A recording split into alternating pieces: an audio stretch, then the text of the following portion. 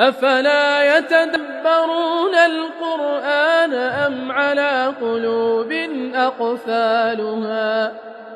إن الذين ارتدوا على أدبارهم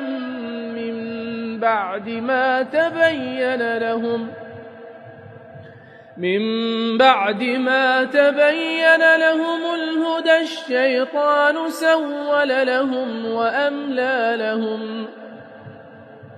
ذلك بأنهم قالوا للذين كرهوا ما نزل الله سنطيعكم في بعض الأمر والله يعلم إسرارهم فكيف إذا توفتهم الملائكة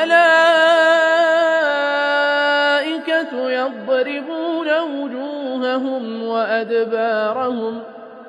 ذلك بأنهم اتبعوا ما أسخط الله وكرهوا رضوانه فأحبط أعمالهم أم حسب الذين في قلوبهم مرض أن لن يخرج الله أضغانهم ولو نشاء لأريناكهم فلعرفتهم بسيماهم ولتعرفنهم في لحن القول والله يعلم أعمالكم ولنبلونكم حتى نعلم المجاهدين منكم والصابرين ونبلو أخباركم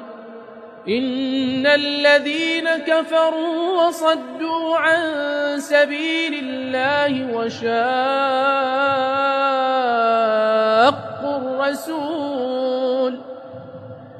وشاقوا الرسول من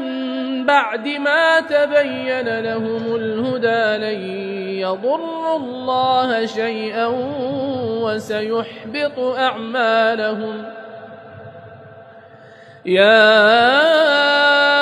أيها الذين آمنوا أطيعوا الله وأطيعوا الرسول ولا تبطلوا أعمالكم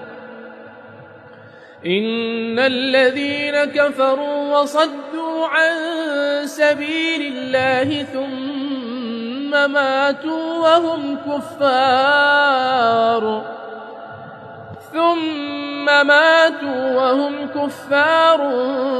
فلن يغفر الله لهم